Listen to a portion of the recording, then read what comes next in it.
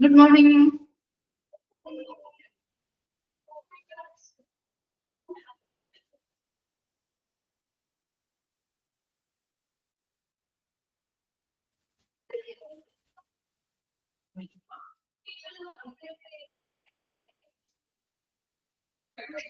Okay, കഴിഞ്ഞ ക്ലാസ്സിൽ നമ്മുടെ disaster management preparation of job cards വരെയല്ലേ എടുത്തത്?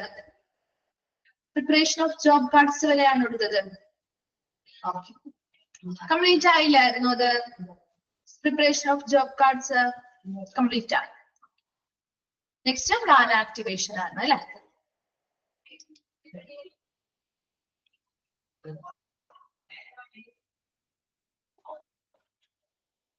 Okay, next നോക്കിയേ plan activation of different areas of the hospital. എന്ത് പ്ലാനാ? എന്ത് പ്ലാനിന്റെ ആക്ടിവേഷൻ ആണ് ഇവിടെ പറയുന്നത്? ഹോസ്പിറ്റലിലെ ഡിഫറെന്റ് ഏരിയാസിലുള്ള പ്ലാൻ ആക്ടിവേഷൻ ഏരിയാസ് ഏതൊക്കെയാണ് എന്നാണ് പറയുന്നത്. ഏത് പ്ലാനിന്റെ ആക്ടിവേഷൻ ആണ്? നമ്മൾ ഏത് ചാപ്റ്റർ പഠിച്ചുകൊണ്ടിരിക്കുന്നേ? ഏത് ചാപ്റ്റർ? ഡിസാസ്റ്റർ മാനേജ്മെന്റ് അല്ലെ? അപ്പൊ ഇവിടെ എന്തിന്റെ ആക്ടിവേഷൻ, ഏത് പ്ലാനിന്റെ ആക്ടിവേഷൻ ആയിരിക്കും? ഡിസാസ്റ്റർ മാനേജ്മെന്റിന്റെ അല്ലെ? ഡിസാസ്റ്ററുമായി ബന്ധപ്പെട്ട് നമ്മുടെ പ്ലാനുകൾ തയ്യാറാക്കിയിട്ടുണ്ട് അല്ലെ? അത് ആക്ടിവേറ്റ് ചെയ്യേണ്ട ഏരിയാസ് ആണ്, ഹോസ്പിറ്റലിലെ ഏരിയാസ് ആണ് ഇനി പഠിക്കുന്നത്.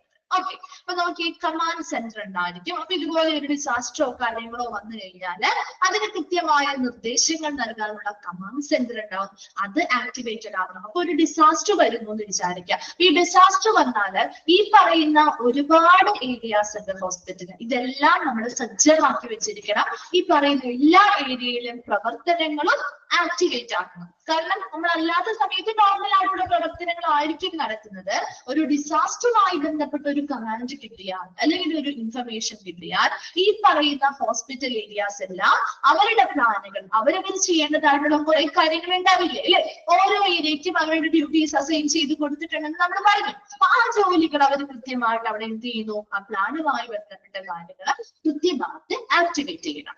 അതിൽ ഒന്നാമത്തത് കമാൻഡ് സെന്റർ ആണ്. കൃത്യമായിട്ട് ഓരോരോ കമാൻഡുകൾ കൊടുക്കുക. ഏത് രീതിയിലുള്ള ഒരു ഡിസാസ്റ്റർ ആണ് വന്നിരിക്കുന്നത്, അതെങ്ങനെ ആക്ടിവേറ്റ് ചെയ്യണം, അതുമായി ബന്ധപ്പെട്ട കമാൻഡുകൾ കൊടുക്കുന്നു. ഇനി ഈ ഒരു ഡിസാസ്റ്റർ ഒക്കെ കഴിഞ്ഞു കഴിഞ്ഞാൽ നമുക്ക് ഓൾറെഡി നമ്മൾ അത് ഡിസാസ്റ്റർ നമ്മൾ ഒരുവിധം മാനേജ് ചെയ്തു. ഇനി നമുക്ക് അതിന്റെ ആ ഒരു ആക്ടിവേറ്റഡ് ആയിട്ടുള്ളത് ഡീആക്ടിവേറ്റഡ് ആക്കണം അല്ലെ? എല്ലാം പ്ലാൻ എന്തായിരിക്കണം? ആക്ടിവേറ്റ് ആയിരിക്കുന്നത്. ഈ പറയുന്ന പ്രൊസീജിയർ ഒക്കെ ചെയ്ത് കഴിഞ്ഞ് കഴിഞ്ഞാൽ പിന്നെ ഡീആക്ടിവേറ്റഡ് ആക്കണ്ടേ? ഡിസാസ്റ്ററുമായി ബന്ധപ്പെട്ട കാര്യങ്ങളൊക്കെ കഴിഞ്ഞാല് അല്ലെ? അതിന് വേണ്ടിയിട്ടുള്ള കൃത്യമായ നിർദ്ദേശങ്ങൾ കൊടുക്കാൻ വേണ്ടിയിട്ടൊക്കെ കമാൻഡ് സെന്ററുകൾ ആക്ടിവേറ്റഡ് ആക്കണം. അതുപോലെ കമ്മ്യൂണിക്കേഷൻ ഓഫീസുകൾ, ഇപ്പൊ പേജിംഗ് വഴിയാവാം, ഹോട്ട്ലൈൻ ഏരിയ ആവാം, ടെലിഫോൺ എക്സ്ചേഞ്ച് ഏരിയ ആവാം. അപ്പൊ അങ്ങനെ കമ്മ്യൂണിക്കേഷൻ ഇപ്പൊ പുറമേയുള്ള ആളുകൾക്ക് അല്ലെങ്കിൽ നമ്മുടെ പബ്ലിക്കിന് ഇങ്ങനെ ഒരു ഡിസാസ്റ്റർ വന്നു അല്ലെങ്കിൽ ആ ഹോസ്പിറ്റലിലുള്ള ആളുകൾക്ക് തന്നെ നമ്മൾ ഒരു ഇൻഫർമേഷൻസ് കൊടുക്കണം അല്ലെ? കമ്മ്യൂണിക്കേഷൻസ് നടത്തണം. പല പല ഡിപ്പാർട്ട്മെന്റുകളുമായി ബന്ധപ്പെട്ട് കമ്മ്യൂണിക്കേഷൻസ് ഇതുമായി ബന്ധപ്പെട്ട് നടത്തേണ്ടതായിട്ട് വരാം. അപ്പൊ അത് ഒരു പേജ് വഴിയാവാം. പേജിംഗ് നമ്മൾ പേജിലൊക്കെ ഉപയോഗിച്ചിട്ടുകൊണ്ട് അങ്ങനെ ചെയ്യാം. ഹോട്ട്ലൈൻ ഏരിയാസ് ഇപ്പൊ നമുക്ക് ഹെൽപ്പ് ലൈൻ നമ്പറുകൾ ഉപയോഗിച്ചുകൊണ്ട് ഇപ്പൊ ഇതിപ്പോ ആംബുലൻസിന്റെ ആയിക്കോട്ടെ, പോലീസിന്റെ ആയിക്കോട്ടെ, ഫയറിന്റെ ആയിക്കോട്ടെ, അങ്ങനെ ഏത് ഡിസാസ്റ്റർ ആണോ വരുന്നത് അതിനനുസരിച്ച് നമുക്ക് കമ്മ്യൂണിക്കേഷൻസ് നടത്താം. അല്ലെങ്കിൽ ടെലിഫോൺ എക്സ്ചേഞ്ചുകളിലൂടെ നമുക്ക് കമ്മ്യൂണിക്കേഷൻ നടത്താനായിട്ട് ആ ഒരു കമ്മ്യൂണിക്കേഷൻ ഓഫീസ് ആക്ടിവേറ്റഡ് ആവണം.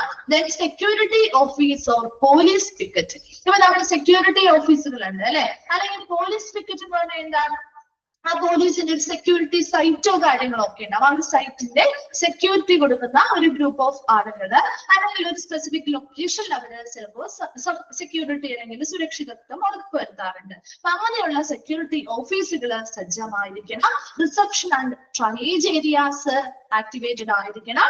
ഡീകണ്ടാമിനേഷൻ ഏരിയ ആവശ്യമാണെങ്കിൽ ഡീകണ്ടാമിനേഷൻ ഏരിയ, അത് ശരിക്കും ഒരു ഡിസാസ്റ്റർ എന്ന് പറഞ്ഞാൽ മേജർ ആയിട്ടുള്ള എന്തെങ്കിലും രോഗങ്ങളുമായി ബന്ധപ്പെട്ടൊക്കെയാണ് വരുന്നതെങ്കിൽ അതിന് വേണ്ടിയിട്ട് ഡീകണ്ടാമിനേഷൻ ഏരിയാസ് ആവശ്യമാണെങ്കിൽ അത് സജ്ജമായിരിക്കണം.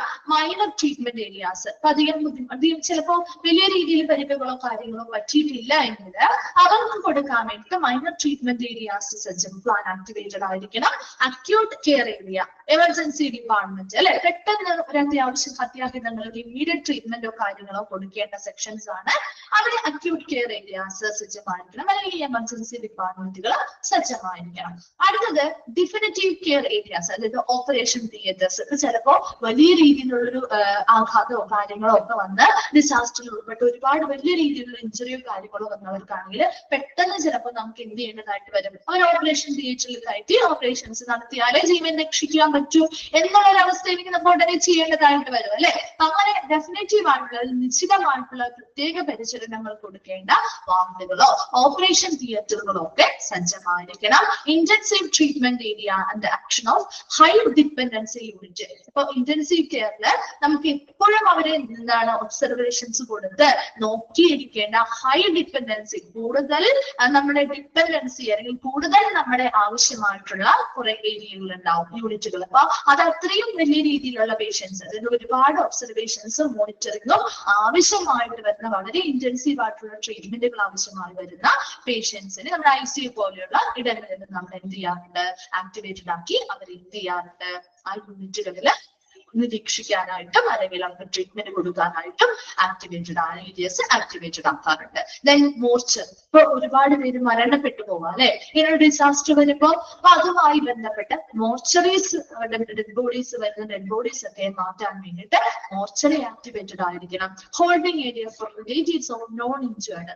നമുക്കറിയാം അവരുടെ റിലേറ്റീവ്സിന് ചിലപ്പോ ഒരാൾക്കോ രണ്ടു പേർക്കോ പരിക്കേറ്റിട്ടുണ്ടാവും, ചിലപ്പോ അല്ലാത്തവരുടെ കൂടെ ഒരുപാട് റിലേറ്റീവ്സ് അല്ലെങ്കിൽ ഇഞ്ചേർഡ് ആവാത്ത ആളുകളൊക്കെ ഉണ്ടാവും അല്ലെ. അപ്പൊ അവരെയൊക്കെ ഹോൾഡ് ചെയ്ത് നിർത്താൻ അല്ലെങ്കിൽ അവരെയൊക്കെ സംരക്ഷിക്കുന്നതിന് വേണ്ടി ഒരു ഏരിയ ആക്ടിവേറ്റഡ് ആക്കണം. Then area for holding media briefings. നിങ്ങൾ കണ്ടിട്ടില്ലേ, ഒരു ഡിസാസ്റ്റർ ഒക്കെ നടന്നാല് ഹോസ്പിറ്റലിന്റെ ഫ്രണ്ടിൽ ഓരോ മീഡിയാസും തടിച്ചു കൂടുന്നത് കണ്ടിട്ടില്ലേ? നിങ്ങൾ പേപ്പറിൽ അല്ലെങ്കിൽ നമ്മുടെ ന്യൂസിലൊക്കെ കണ്ടു കാണില്ലേ, അവര് അപ്പൊ ലൈവായിട്ട് ഇൻഫർമേഷൻസ് കൊടുക്കാൻ വേണ്ടിയിട്ട് കണ്ടിട്ടില്ലേ മീഡിയാസിനെ ഇങ്ങനെ. അപ്പൊ ഒരുപാട് മീഡിയാസ് ഒക്കെ വരുമ്പോ അവരെ നമുക്ക് കൺട്രോൾ ചെയ്ത് നിർത്തണം അല്ലെ. അപ്പൊ അവരെ നിർത്താൻ വേണ്ടിയിട്ട്, അതായത് അവർക്ക് അവര് മീഡിയ ബ്രീഫിങ്സ് കൊടുക്കാൻ വേണ്ടിയിട്ട് അവരെ നിർത്താൻ വേണ്ടി ഒരു ഏരിയ സെറ്റ് ചെയ്ത് കൊടുക്കണം. അല്ലാതെ ഒരുപാട് അവിടെ ഇവിടെയൊക്കെ അവിടെ നിന്ന് ചെയ്യാൻ, കാരണം അത് നമ്മുടെ ഈ ഒരു ഡിസാസ്റ്ററിന്റെ പ്രവർത്തനങ്ങളെ ബാധിക്കാം. അപ്പൊ അതുകൊണ്ട് ഒരു പ്രത്യേക ഏരിയ അവർക്കാണ് സെറ്റ് ചെയ്ത് കൊടുക്കുക. അപ്പൊ അവർക്ക് അവിടെ നിന്നുകൊണ്ട് ഈ പറയുന്ന വരുന്ന കേസുകളുടെ കാര്യങ്ങളോ അതിന് എത്ര പേര് വന്നു അങ്ങനെയുള്ള കാര്യങ്ങളൊക്കെ അവർ ലൈവായിട്ട് അപ്ഡേറ്റ് ചെയ്തുകൊണ്ടിരിക്കും. അപ്പൊ അങ്ങനെയുള്ള കാര്യങ്ങൾ അവർക്ക് ആ ഒരു ഏരിയയിൽ നിന്നുകൊണ്ട് ചെയ്യാം. Area for keeping patients in case a part of the hospital is evacuated. എന്ന് വെച്ചാൽ എന്താ, ഒരു ആശുപത്രിയുടെ ഒരു സ്ഥലം അല്ലെങ്കിൽ ഒരു ഭാഗം ഒഴിപ്പിച്ചാൽ രോഗികളെ പാർപ്പിക്കുന്നതിനുള്ളൊരു സ്ഥലം കിട്ടും എന്ന് തോന്നുകയാണെങ്കിൽ അങ്ങനെയുള്ള ഏരിയാസ്, അതായത് ഇപ്പൊ ചില ഏരിയാസ് ഇപ്പൊ അധികം നമ്മുടെ ട്രീറ്റ്മെന്റോ കാര്യങ്ങളൊക്കെ ഒന്നും ആവശ്യമായിട്ട് നമ്മൾ ഉപയോഗിക്കാത്ത ചില ഏരിയാസ് ഉണ്ടെങ്കിൽ അവിടെ നമുക്ക് എന്താണ്, അവിടെ നിന്ന് രോഗികളെയൊക്കെ അല്ലെങ്കിൽ മറ്റെന്തെങ്കിലും കാര്യങ്ങളൊക്കെ ഉണ്ടെങ്കിൽ അതൊക്കെ ഒന്ന് ഒഴിപ്പിച്ചു കഴിഞ്ഞാൽ നമുക്ക് ഒരുപാട് രോഗികൾ വരുമ്പോഴാണ് ഈ കേസ് വരുന്നത്. ഒരുപാട് രോഗികൾ വരുമ്പോൾ ചിലപ്പോൾ നമ്മുടെ വാർഡോ നമ്മുടെ റൂമുകളോ ഒന്നും ചിലപ്പോൾ മതിയാകുന്ന വരില്ല അല്ലെ. അപ്പൊ നമ്മൾ എന്ത് ചെയ്യേണ്ടി വരും, മറ്റ് സർവീസ് കൊടുക്കുന്ന ഏരിയാസ് കൂടി, അതെ വാർഡുകൾ അല്ലെങ്കിൽ മറ്റ് സർവീസ് കൊടുക്കുന്ന ഏരിയകൾ കൂടി നമ്മൾ അത് ഒഴിപ്പിച്ച് എന്ത് ചെയ്യേണ്ടി വരും, അവിടെയുള്ള ആളുകളെ മാറ്റി അവിടെ കൂടി ഈ രോഗികളെ പാർപ്പിക്കാവുന്ന സ്ഥലങ്ങൾ കൂടി നമ്മൾ ആക്ടിവേറ്റഡ് ആക്കണം. എന്നാൽ മാത്രമാണ് ഒരുപാട് ആളുകൾ വരുന്ന സമയത്ത് നമുക്ക് ഇവിടേക്ക് ഷിഫ്റ്റ് ചെയ്യാൻ പറ്റുള്ളൂ. അല്ലാതെ ആ സമയത്ത് വന്നുകൊണ്ട് നിങ്ങൾ ഇവിടുന്ന് മാറണം, നമുക്ക് ഇന്ന ആളുകളെ വേണം എന്ന് പറയാൻ പറ്റില്ലല്ലോ.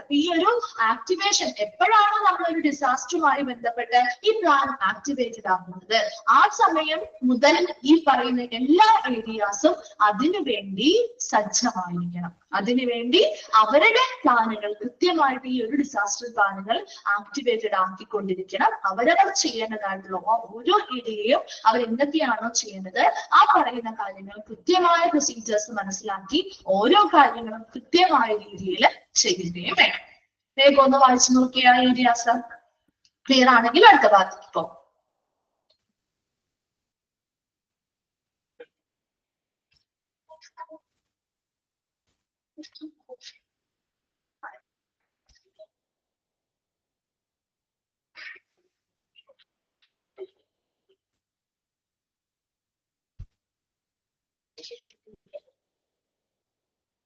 വായിച്ചു കഴിയുമ്പോൾ ഒന്ന് റിപ്ലൈ ചെയ്യണം കേട്ടോ. Just plan activation areas, different areas ഹോസ്പിറ്റലിൽ ഏതൊക്കെയാണെന്ന് മനസ്സിലാക്കി വെച്ചാൽ മതി. ഉൾപ്പെടുന്നവ ഏത് അല്ലെങ്കിൽ ഉൾപ്പെടാത്തത് ഏത് എന്ന രീതിയിലുള്ള ക്വസ്റ്റ്യൻ ആണ് കേട്ടോ അവിടെ നിന്നുണ്ടാവുക. പ്ലാൻ ആക്ടിവേഷനുമായി ബന്ധപ്പെട്ട് ഹോസ്പിറ്റലിലെ ഡിഫറെന്റ് ഏരിയാസ് ഏതാണ്, അതിൽ ഇൻക്ലൂഡഡ് ആയത്, ഇൻക്ലൂഡഡ് അല്ലാത്തത്.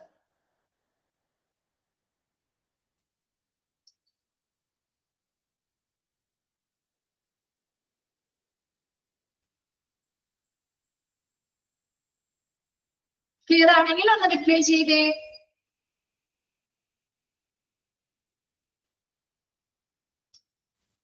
ഓക്കെ ആണോ?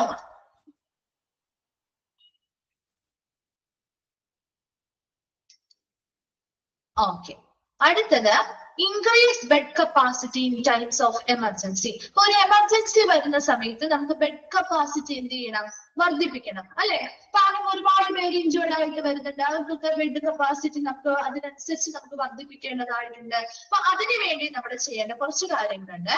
ഡിസ്ചാർജ് ഇലക്ടീവ് കേസസ്, അതായത് നമ്മുടെ ഹോസ്പിറ്റലിൽ ഓൾറെഡി ഉണ്ടാകുന്ന ചില ഇലക്ടീവ് കേസസ് എന്ന് പറഞ്ഞു കഴിഞ്ഞാല് അതിലും ബുദ്ധിമുട്ടുകളോ കാര്യങ്ങളോ ഇല്ലാത്തവര്, ഇപ്പൊ എന്താണ് അവർ ഡിസ്ചാർജ് ചെയ്താലും അവർക്ക് അവിടെ സ്റ്റേ ചെയ്തുകൊണ്ടുള്ള ട്രീറ്റ്മെന്റോ കാര്യങ്ങളോ ആവശ്യമായിട്ട് വരുന്നില്ല, അങ്ങനെയുള്ള കേസുകളൊക്കെ ഉണ്ടെങ്കിൽ വലിയ കുഴപ്പങ്ങളൊന്നുമില്ല, ബുദ്ധിമുട്ടുകളൊന്നും അവർ ഡിസ്ചാർജ് ചെയ്താലും അവർക്ക് സംഭവിക്കാൻ പോകുന്നില്ല എന്നുണ്ടെങ്കിൽ അങ്ങനെയുള്ള കേസുകൾ എന്ത് ചെയ്യും? നമ്മള് ഡിസ്ചാർജ് ആക്കും. കാരണം ആ ബെഡ് അത്രയും ബെഡുകൾ കിട്ടാൻ വേണ്ടിയിട്ടാണ്. അപ്പൊ ആ ഒരു ഡിസ്ചാർജ് ആക്കുമ്പോൾ ആ ഒരു വ്യക്തിക്ക് വലിയ കുഴപ്പമൊന്നും ഇല്ലെങ്കിൽ പിന്നെ ബെഡിലേക്ക് വിട്ടാലും അങ്ങനെ ഒരു പ്രശ്നങ്ങളൊന്നും വരുന്നില്ല. അപ്പൊ അത്രയും ബെഡ് നമുക്ക് അവിടെ കിട്ടുകയല്ലേ ഈ ഒരു എമർജൻസി. കാരണം എമർജൻസി ആയിട്ട് വരുമ്പോൾ ഒരുപാട് ഇഞ്ചുറി ആയിട്ടുള്ള ആളുകളായിരിക്കും. അപ്പൊ അവർക്ക് ഓരോ ബെഡുകൾ കാര്യങ്ങൾ നമുക്ക് പ്രൊവൈഡ് ചെയ്ത് കൊടുക്കേണ്ടതായിട്ട് വരും. അപ്പൊ ആ സമയത്ത് ഈ പറയുന്ന ഇങ്ങനെ വലിയ രീതിയിലുള്ള പ്രോബ്ലംസോ കാര്യങ്ങളോ ഇല്ലാത്തവരാണെങ്കിൽ അവരെ നമ്മൾ ഡിസ്ചാർജ് ചെയ്യും. അപ്പൊ അതിനനുസരിച്ച് ബെഡ് കപ്പാസിറ്റി കൂട്ടാൻ പറ്റും നമുക്ക്. Discharge stable recovering patients. അതായത് ഒരുപാട് സ്റ്റേബിൾ ആയിട്ടുള്ള റിക്കവർ ചെയ്തുകൊണ്ടിരിക്കാൻ അവർക്ക് ട്രീറ്റ്മെന്റ് ഒക്കെ കൊടുത്തേക്കുമ്പോൾ അവർ സ്റ്റേബിൾ ആണ്, അവർ സ്ഥിരത കൈവരിച്ചിട്ടുള്ള പേഷ്യൻസ് ആണ്. ഫർദർ പ്രോബ്ലംസോ കാര്യങ്ങളോ ചിലപ്പോൾ അവർക്ക് കാണുന്നില്ല എന്നുണ്ടെങ്കിൽ അവരെയും നമ്മൾ എന്ത് ചെയ്യും? ഡിസ്ചാർജ് ചെയ്യും. അപ്പൊ അവിടെ ആ ഒരു ബെഡ് കപ്പാസിറ്റി ഇൻക്രീസ് ചെയ്യാൻ വേണ്ടി ബെഡിന്റെ നമ്പേഴ്സ് നമുക്ക് കൂട്ടാൻ വേണ്ടിയിട്ടാണ് ഈ പറയുന്ന കാര്യങ്ങൾ ചെയ്യുന്നത്. Stop admitting non emergency patients, അതുപോലെ നോൺ എമർജൻസി ഉള്ള പേഷ്യൻസിനെ അവിടെ അഡ്മിറ്റ് ചെയ്യാതിരിക്കുന്നതും ബെഡ് കപ്പാസിറ്റി വർദ്ധിപ്പിക്കാൻ സഹായിക്കും. അത് എന്ത് കേസിലാണ്? ഒരു എമർജൻസി സിറ്റുവേഷൻ വരുന്ന സന്ദർഭങ്ങളിലാണ് കേട്ടോ. ഒരു എമർജൻസി സിറ്റുവേഷൻ വരുന്ന സന്ദർഭങ്ങളിൽ അവിടെ ബെഡ് കപ്പാസിറ്റി വർദ്ധിപ്പിക്കണമെങ്കിൽ ഇതുപോലെ അധികം ബുദ്ധിമുട്ടുകളോ കാര്യങ്ങളോ ഇല്ലാത്ത പേഷ്യൻസ് ആണെങ്കിൽ അവരെ ഡിസ്ചാർജ് ചെയ്യുന്നു. അവര് റിക്കവർ ആയി, അവരുടെ ആ ഒരു എന്താണ് ഒരു എമർജൻസി സിറ്റുവേഷൻ ഒക്കെ ഓവർകം ചെയ്തു, അവര് റിക്കവർ ആയിട്ടുണ്ട്, സ്റ്റേബിൾ ആണ്, അത് സ്ഥിരത കൈവരിക്കുകയാണെങ്കിൽ അവര് ഡിസ്ചാർജ് ചെയ്യുന്നു. അതുപോലെ നോൺ എമർജൻസി പേഷ്യൻസ് ആണെങ്കിൽ അവരെ അഡ്മിറ്റ് ചെയ്യുന്നുമില്ല. ക്ലിയർ ആണോ? 3 പോയിന്റ്സ് ക്ലിയർ ആണോ? എന്താണ് ഒരു റിപ്ലൈ ഇല്ലാതെ? ഓക്കെ അല്ലേ? മിസ് പറയുന്നത് മനസ്സിലാവുന്നുണ്ടോ? എന്താണ് ഒരു റിപ്ലൈ ചെയ്യാതിരിക്കുന്നത്? പറഞ്ഞാണോ എല്ലാവരും? Okay. Next, change waiting or non-patient care areas into makeshift wards. അതുപോലെ ഇപ്പൊ നമുക്ക് ബെഡ് കപ്പാസിറ്റി കുറവാണെങ്കിൽ നമുക്ക് എന്ത് ചെയ്യാം? ചേഞ്ച് വെയിറ്റിംഗ് അല്ലെങ്കിൽ നോൺ പേഷ്യന്റ് കെയർ ഏരിയാസ് ഉണ്ട് അല്ലെ, പേഷ്യൻസിന് പരിചരണം കൊടുക്കാത്ത അല്ലെങ്കിൽ വെയിറ്റിംഗ് ഏരിയകളൊക്കെ ഉണ്ടാവും. ഇതൊക്കെ നമുക്ക് എന്ത് ചെയ്യാം? എന്തിലേക്ക് ഷിഫ്റ്റ് ചെയ്യാം? വാർഡുകളാക്കി മാറ്റാം അല്ലെ. അപ്പൊ ഒരുപാട് പേർക്ക് താമസിക്കണമെങ്കിൽ അല്ലെങ്കിൽ അവരെ എവിടെ കിടത്ത് അഡ്മിറ്റ് ആക്കണമെങ്കിൽ അതല്ലേ പറ്റുള്ളൂ. ഉള്ള സ്പേസ് മതിയാവുന്നില്ലെങ്കിൽ അവിടെ എന്ത് ചെയ്യുന്നത്? നമ്മള് നോൺ പേഷ്യന്റ് കെയർ ഏരിയാസ് ആയിരിക്കാം, പേഷ്യൻസിന് പരിചരണം കൊടുക്കുന്ന ഏരിയ ഒന്നും ആയിരിക്കില്ല, അല്ലെങ്കിൽ ചിലപ്പോൾ വെയിറ്റിംഗ് ഏരിയ ഒക്കെ ആണെങ്കിൽ അതൊക്കെ ചേഞ്ച് ചെയ്ത് എന്ത് ചെയ്യുന്നു? വാർഡുകളാക്കി മാറ്റുന്നു. And planning of public information and liaison, അതുപോലെ കൃത്യമായിട്ട് പബ്ലിക്കിന് ഇൻഫർമേഷൻ കൊടുക്കാനുള്ള ആസൂത്രണം നടത്തണം. ആ ലയേഴ്സൺ, അതായത് ഇപ്പൊ ചിലപ്പോൾ നമ്മുടെ സ്ഥാപനത്തിൽ നിന്നും എല്ലാ മതിയായ സൗകര്യങ്ങളില്ലെങ്കിൽ മറ്റു സ്ഥാപനങ്ങളുമായിട്ട് നല്ല ബന്ധമുണ്ടെങ്കിൽ നമുക്ക് നല്ല രീതിയിലുള്ള സഹായങ്ങളും സർവീസുകളും ഒക്കെ കിട്ടും അല്ലെ. അപ്പൊ അതിനുവേണ്ടി നല്ല റിലേഷൻഷിപ്പ് അല്ലെങ്കിൽ ബന്ധം ഉണ്ടാക്കുകയും അതുപോലെ തന്നെ പബ്ലിക്കിനുള്ള ഇൻഫർമേഷൻസ് കൊടുക്കാനുള്ള പ്ലാനിങ് അല്ലെങ്കിൽ ആസൂത്രണങ്ങൾ ചെയ്യണം. Planning for security of hospital in emergency situation. ഒരു എമർജൻസി സിറ്റുവേഷൻ വന്നാൽ പോലും ആ ഹോസ്പിറ്റൽ അതിന്റെ സുരക്ഷിതത്വം കൂടി പ്ലാൻ ചെയ്യണം, അല്ലെങ്കിൽ അതിനനുസരിച്ചുള്ള ആസൂത്രണങ്ങൾ നടത്തണം. അപ്പൊ ഒരു ബെഡ് കപ്പാസിറ്റി ഇൻക്രീസ് ചെയ്യുന്നതുമായി ബന്ധപ്പെട്ട് നമ്മളൊരു 4 പോയിന്റ്സ് പറഞ്ഞിരുന്നു.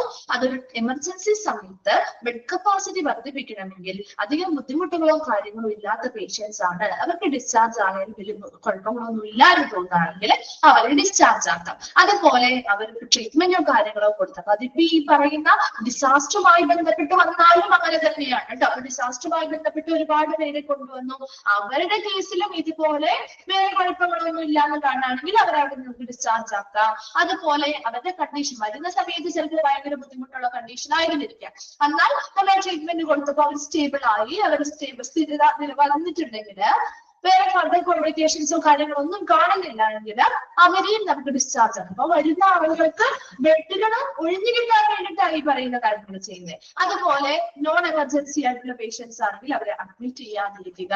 അതുപോലെ വെയിറ്റിംഗ് ഏരിയാസോ അല്ലെങ്കിൽ നോൺ പേഷ്യന്റ് കെയർ ഏരിയാസോ ഒക്കെ നമുക്ക് ചേഞ്ച് ചെയ്ത് വാർഡുകളാക്കി മാറ്റുക. ഇതെല്ലാം നമുക്ക് ആ ഒരു എമർജൻസി ടൈമില് ബെഡ് കപ്പാസിറ്റി വർദ്ധിപ്പിക്കാൻ വേണ്ടി ചെയ്യാവുന്ന കാര്യങ്ങളാണ്. ക്ലിയർ ആണോ അത്? അടുത്തതായിട്ട് പറഞ്ഞത് പബ്ലിക്കിന്റെ ഇൻഫർമേഷൻസ് കൊടുക്കാൻ വേണ്ടിയിട്ട്, അല്ലെങ്കിൽ നല്ലൊരു റിലേഷൻഷിപ്പ് ഉണ്ടാക്കിയെടുക്കാൻ, ഒരു ബന്ധം പുലർത്താൻ വേണ്ടിയുള്ള ആസൂത്രണം ചെയ്യുക. അതുപോലെ ഹോസ്പിറ്റലിൽ ഒരു എമർജൻസി സിറ്റുവേഷൻ ആണെങ്കിൽ പോലും ആ ഹോസ്പിറ്റലിലെ സെക്യൂരിറ്റി ഉറപ്പുവരുത്താൻ വേണ്ടിയിട്ടുള്ള കാര്യങ്ങളും ചെയ്യുക. ക്ലിയർ ആണോ പോയിന്റ്സ്? ഓക്കെ ആണോ? ഇനി പറയണോ?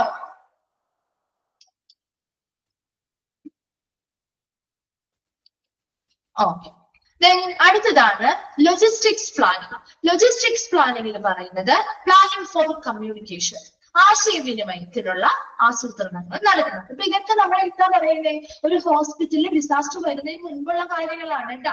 വന്നതിന് ശേഷം നമ്മൾ ഇതിനുള്ള പ്ലാനിങ് നടത്തേണ്ട കാര്യമില്ലല്ലോ. അപ്പൊ വന്നു കഴിയുമ്പോൾ അത് നടപ്പിലാക്കുകയാണ് ചെയ്യുന്നത്. ഇതൊക്കെ നമ്മൾ ആസൂത്രണം ചെയ്ത് പ്ലാൻ ചെയ്ത് വെക്കുകയാണ് ചെയ്യുന്നത്. അപ്പൊ ഒരു കമ്മ്യൂണിക്കേഷൻ എങ്ങനെ നടത്താം, ഒരു ഡിസാസ്റ്റർ വന്നാല് ആ ഹോസ്പിറ്റലിനുള്ളിലുള്ള കമ്മ്യൂണിക്കേഷൻ എങ്ങനെ നമുക്ക് ആസൂത്രണം ചെയ്യാം. ഹോസ്പിറ്റലിന് പുറത്തേക്ക്, ഔട്ട്സൈഡ് ദ ഹോസ്പിറ്റലിന് പുറത്തേക്ക് നമുക്ക് കമ്മ്യൂണിക്കേഷൻസ് നടത്തേണ്ടതായിട്ടുണ്ട് അല്ലെ. അപ്പൊ അതിന് വേണ്ടിയിട്ടുള്ള കൃത്യമായിട്ടുള്ള പ്ലാനിങ് ചെയ്യണം. ട്രാൻസ്പോർട്ടേഷനുമായി ബന്ധപ്പെട്ട പ്ലാനിങ് ചെയ്യണം അല്ലെ.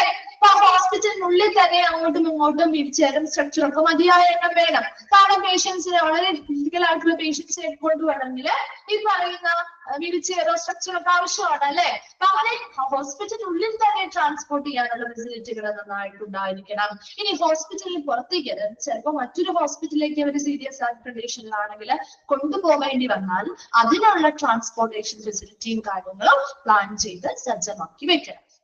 സ്റ്റോഴ്സ് പ്ലാനിങ്, മതിയായിട്ടുള്ള സ്റ്റോറുകളിൽ മതിയായിട്ടുള്ള സാധനങ്ങളുണ്ടോ, എല്ലാ വിഭവങ്ങളും ഓക്കെയാണോ, സ്റ്റോറെല്ലാം ഓൾറെഡി സ്റ്റോർഡ് ആയിട്ടുണ്ടോ, അവരുടെ അത്യാവശ്യം ഒരു എമർജൻസി സിറ്റുവേഷനെ ഹാൻഡിൽ ചെയ്യാനായിട്ടുള്ള സാധനങ്ങളൊക്കെ സ്റ്റോർ ചെയ്ത് വെച്ചിട്ടുണ്ടോ എന്നൊക്കെ ആസൂത്രണം ചെയ്ത് നടപ്പിലാക്കണം. പേഴ്സണൽ പ്ലാൻ, വ്യക്തിഗതമായിട്ടുള്ള പ്ലാനിങ്, അതായത് മെഡിക്കൽ ആൻഡ് നോൺ മെഡിക്കൽ സ്റ്റാഫുകളുമായി ബന്ധപ്പെട്ട പ്ലാനിങ്. ഇപ്പൊ ലോജിസ്റ്റിക്സ് പ്ലാനിങ്ങില് എന്തൊക്കെയാ വരുന്നത്, കമ്മ്യൂണിക്കേഷനുമായി ബന്ധപ്പെട്ട പ്ലാനിങ് അല്ലെങ്കിൽ ആസൂത്രണം നടത്തുന്നു, ട്രാൻസ്പോർട്ടേഷനുമായി ബന്ധപ്പെട്ട പ്ലാനിങ് നടത്തുന്നു, സ്റ്റോറുകളുമായി ബന്ധപ്പെട്ട പ്ലാനിങ് നടത്തുന്നു, പേഴ്സണൽ പ്ലാനിങ് വരും. പേഴ്സണൽ പ്ലാനിങ്ങില് ആരൊക്കെ ഉൾപ്പെടുന്നുണ്ട്, മെഡിക്കൽ സ്റ്റാഫുകൾ ഉൾപ്പെടുന്നുണ്ട്, നോൺ മെഡിക്കൽ സ്റ്റാഫുകളുടെയും ഒരു ആസൂത്രണം ഉൾപ്പെടുന്നുണ്ട്. ഇത്രയും ഈ പോയിന്റ്സ് ക്ലിയർ ആണോ? ഇനി പറയുന്നത് പേഴ്സണൽ പ്ലാനിങ്ങുമായി ബന്ധപ്പെട്ട കാര്യങ്ങളാണ്. ബാക്കി പോയിന്റ്സ് പറഞ്ഞത് ഓക്കെയാണോ? ഒരുപാട് വായിച്ച് നിങ്ങൾ റിപ്പീറ്റ് ചെയ്യേണ്ടല്ലോ എന്ന് വിചാരിച്ചാണ് ചോദിക്കുന്നത്. ഒന്ന് റിപ്ലൈ ചെയ്തേ. ഓക്കെ. ഇനി പേഴ്സണൽ പ്ലാനിങ്ങില് medical and non medical planning ഉണ്ട് അല്ലെ. മെഡിക്കൽ ആൻഡ് നോൺ മെഡിക്കൽ ആയിട്ടുള്ള സ്റ്റാഫുകളുമായി ബന്ധപ്പെട്ട പ്ലാനിങ് ആണ്. അതിൽ ഓരോ സ്റ്റാഫുകളെയും നമ്മൾ ഓരോ ഗ്രൂപ്പായിട്ട് തിരിച്ചിട്ടുണ്ട്. അതിൽ മെഡിക്കൽ സ്റ്റാഫുകൾ എന്ന് പറയുമ്പോൾ ആരൊക്കെയാ വരുന്നത്, മെമ്പേഴ്സ് ഓഫ് ക്ലിനിക്കൽ സ്റ്റാഫ് അല്ലെ. മെമ്പേഴ്സ് ഓഫ് ക്ലിനിക്കൽ സ്റ്റാഫ്, ചികിത്സാപരമായിട്ടുള്ള കാര്യങ്ങൾ ചെയ്യുന്ന സ്റ്റാഫുകള്, ഡോക്ടേഴ്സ്, നഴ്സസ് അല്ലെ. അവരൊക്കെ നമ്മുടെ ഇത് എന്താണ്, ഒരു മെഡിക്കൽ സ്റ്റാഫിൽ പ്രധാനമായിട്ടും ക്ലിനിക്കൽ സ്റ്റാഫുകളിൽ വരുന്നത് എന്താണ്, നമ്മുടെ ഡോക്ടേഴ്സ്, ഫിസിഷ്യൻസ് മുതലായിട്ടുള്ള കാര്യങ്ങളാണ്. അതുപോലെ പാരാമെഡിക്കൽ സ്റ്റാഫുകൾ വരുന്നുണ്ട്. പ്രീ ക്ലിനിക്കൽ ഡിസിപ്ലിൻസ് എന്ന് വെച്ചാൽ എന്താ, ചികിത്സാപരമല്ലാത്ത വിവിധ മേഖലകള്. അതിലേക്കൊക്കെ വരാം, ഒരു റിസർച്ചർ വരാം, അല്ലെങ്കിൽ ഒരു ഫാർമക്കോളജിസ്റ്റ് വരാം, അല്ലെങ്കിൽ ഒരു പ്രൊജക്ട് മാനേജർ വരാം, അല്ലെങ്കിൽ ഒരു ക്വാളിറ്റി കൺട്രോളർ വരാം. ഇങ്ങനെയുള്ള ആളുകൾക്ക് പ്രീ ക്ലിനിക്കൽ ഡിസിപ്ലിനിൽ വരുന്നതാണ്. And stand by staff. എന്താ stand by staff? Stand by staff എന്ന് പറഞ്ഞാല് അതായത് ഇപ്പൊ ചില ആളുകള് ഇപ്പൊ സ്റ്റാൻഡ് ബൈ സ്റ്റാഫ് എന്ന് പറഞ്ഞാൽ ഇപ്പൊ നിങ്ങൾക്ക് പട്ടാളത്തിലേക്ക് കാര്യങ്ങൾ നിങ്ങൾക്ക് അറിയുന്നു. ഈ യുദ്ധം വരുമ്പോ എന്താണ് പട്ടാളത്തിലുള്ള എല്ലാ ആളുകളും അവിടെ ജോയിൻ ചെയ്യണം അല്ലെ. ഇപ്പൊ നാട്ടിലേക്ക് ചിലപ്പോ ലീവിന് വന്നിരിക്കുന്ന ആളാവാം ആണെങ്കിലും അവരും ചിലപ്പോ അവരുടെ നമ്മളുടെ ഡ്യൂട്ടിയിലില്ല, അവർ ലീവിന് വന്നിരിക്കുകയാണെങ്കിലും ഒരു യുദ്ധം വരുമ്പോ ഇവരും പോവണ്ടേ? പോവണോ? എന്താണ് ലീവൊക്കെ ഫുൾ ക്യാൻസൽ ആക്കി അവർ തിരിച്ചു കൊണ്ടുപോവില്ലേ? അതുപോലെ നമ്മുടെ ഹോസ്പിറ്റലും ഇതുപോലെ ആർമിയിലാണ്. അതെ, അപ്പൊ നമുക്ക് അറിയാൻ പറ്റുമല്ലോ. അതുപോലെ നമ്മുടെ ഇവിടെ ഹോസ്പിറ്റലിലും ഇതുപോലെ ലീവിനൊക്കെ പോയിട്ടുള്ള ആളുകൾ ഉണ്ടാവും അല്ലെ. ഡ്യൂട്ടിയിലില്ല, അതായത് അപ്പ ഡ്യൂട്ടിയിൽ ഉണ്ടാവില്ലേ ചിലപ്പോ അവര്, പക്ഷേ ഒരു എമർജൻസി കേസ് വന്നാൽ ഇവർ കൂടി വരേണ്ടതായിട്ട് വരും. ഇപ്പൊ നമ്മുടെ പട്ടാളത്തിലെ കേസ്, ആർമിയിലുള്ള കേസ് പറഞ്ഞ പോലെ തന്നെ അവരുടെ ലീവ് അന്നേരം അവിടെ ക്യാൻസൽ ചെയ്യാണ്. അപ്പൊ ഇവര് പിന്നെയും തിരിച്ച് ജോലിയിൽ കയറേണ്ടതായിട്ട് വരും അല്ലെ. അതാണ് സ്റ്റാൻഡ് ബൈ സ്റ്റാഫ് എന്ന് പറയുന്നത്. അപ്പൊ അവരെന്ത് ചെയ്യുന്നു? സ്റ്റാൻഡ് ബൈ സ്റ്റാഫ് ആണ്. അവര് ഇപ്പൊ ഡ്യൂട്ടിയിൽ ഇല്ലെങ്കിൽ പോലും ഒരു നിമിഷം കൊണ്ട് ഒരു നിമിഷത്തില് ഒരു എമർജൻസി കിട്ടുന്ന സമയത്ത് അവരെന്ത് ചെയ്യണം? അവരുടെ ലീവ് ക്യാൻസൽ ചെയ്ത് അവരിവിടെ റെഡി ആയി നിൽക്കണം ഈ ഒരു കാര്യം ചെയ്യാനായിട്ട്. ക്ലിയർ ആണോ? മനസ്സിലായോ അത്? And four services in the control room or command centre. അപ്പൊ കൺട്രോൾ റൂമിൽ അല്ലെങ്കിൽ കമാൻഡ് സെന്ററിൽ പ്രവർത്തിക്കാനായിട്ട്, സർവീസ് കൊടുക്കാനായിട്ട് ഇവരെപ്പോഴും റെഡി ആയിരിക്കണം. ആരൊക്കെയാണ്? Members of clinical staff, paramedical സ്റ്റാഫുകള്, പ്രീ ക്ലിനിക്കൽ ഡിസിപ്ലിനിലുള്ള ആളുകളാവാം, അല്ലെങ്കിൽ സ്റ്റാൻഡ് ബൈ സ്റ്റാഫ്. അവര് ഡ്യൂട്ടിയിൽ ഇല്ലെങ്കിൽ പോലും, അപ്പോഴില്ലെങ്കിൽ പോലും ആ ഒരു എമർജൻസി മെസ്സേജ് കിട്ടുമ്പോൾ ഉടനെ അവർ അതിൽ ജോയിൻ ചെയ്യേണ്ടതായിട്ട് അല്ലെങ്കിൽ റെഡി ആയിട്ട് ആ ഒരു സർവീസ് ചെയ്യാൻ വേണ്ടിയിട്ട് എന്താണ് റെഡി ആയി നിൽക്കേണ്ടതാണ്. അപ്പൊ ചിലപ്പോ ഏത് നിമിഷവും ഒരു ഡിസാസ്റ്റർ വരാം അല്ലെ. നമുക്ക് പറയാൻ പറ്റില്ല മുൻകൂട്ടി ഇന്ന ദിവസമാണെന്ന് പറയാൻ പറ്റില്ല. അപ്പൊ എപ്പോഴാണോ വരുന്നത് ആ സമയത്ത് ഈ പറയുന്ന മെഡിക്കൽ സ്റ്റാഫുകള് ആ ഒരു സർവീസ് ചെയ്യാൻ അല്ലെങ്കിൽ കൺട്രോൾ റൂമിൽ അല്ലെങ്കിൽ കമാൻഡ് സെന്ററിൽ വർക്ക് ചെയ്യാനായിട്ട് എന്തായിരിക്കണം? റെഡി ആയിട്ട് ഉണ്ടായിരിക്കണം. ക്ലിയർ ആണോ? ഒന്നാമത് പറഞ്ഞത് ഓക്കെയാണോ? ഇന്ന് റിപ്പീറ്റ് ചെയ്യണോ അത്? മെഡിക്കൽ സ്റ്റാഫ് ക്ലിയർ ആണോ? ഓക്കെ. രണ്ടാമത്തത് nursing staff. Nursing superintendent should be liable to prepare a list of nursing staff who may stand ready at a short notice and be able to mobilize additional nursing staff from non-critical areas. അതായത് ഇവിടെ nursing superintendent എന്ത് ചെയ്യുന്നു? Should be liable, എന്തിന് ബാധ്യസ്ഥതയുള്ളവരാണ്? To prepare list of nursing staff. അതായത് ഈ ഒരു short notice അല്ലെങ്കിൽ ഇപ്പൊ ഒരു എമർജൻസി സിറ്റുവേഷൻ ആണ്, ഒരു ഡിസാസ്റ്റർ ആണ് വന്നിരിക്കുന്നത്, ഒരു ഷോർട്ട് നോട്ടീസ് കിട്ടുമ്പോൾ തന്നെ, ഒരു അറിയിപ്പ് കിട്ടുമ്പോൾ തന്നെ അവിടെ നമുക്ക് ജോലി ചെയ്യാൻ തയ്യാറായിട്ട് നിൽക്കുന്ന ഒരു ലിസ്റ്റ് ഓഫ് നഴ്സിംഗ് സ്റ്റാഫുകളെ പ്രിപ്പയർ ചെയ്യേണ്ടത് ആരുടെ ബാധ്യതയിലുള്ള കാര്യമാണ്? ഈ നഴ്സിംഗ് സൂപ്പറിന്റെ ബാധ്യതയിലുള്ള കാര്യമാണ്.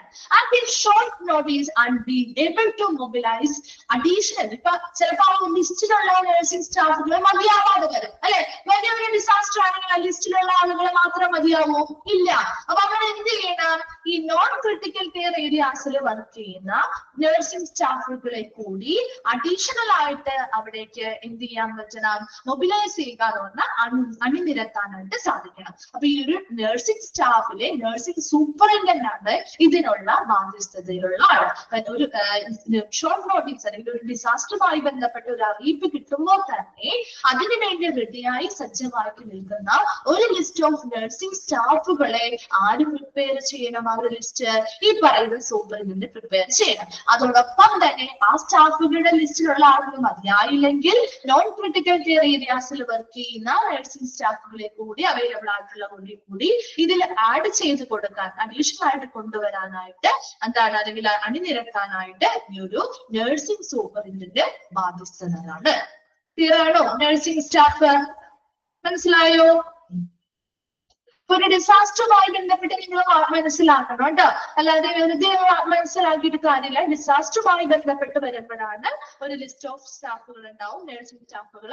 അത് കൂടാതെ വന്നാൽ മറ്റുള്ള ക്രിട്ടിക്കൽ കെയർ ഏരിയാസിലുള്ള നഴ്സിംഗ് സ്റ്റാഫുകളെ കൂടി ഇതിൽ ആഡ് ചെയ്ത് കൊടുക്കാൻ അല്ലെങ്കിൽ അണിനിരത്താനായിട്ട് ഈ ഒരു നഴ്സിംഗ് സൂപ്പറിൻറ്റൻഡന്റ് ബാധ്യസ്ഥരായിരിക്കും. ക്ലിയർ ആണോ ഇത്?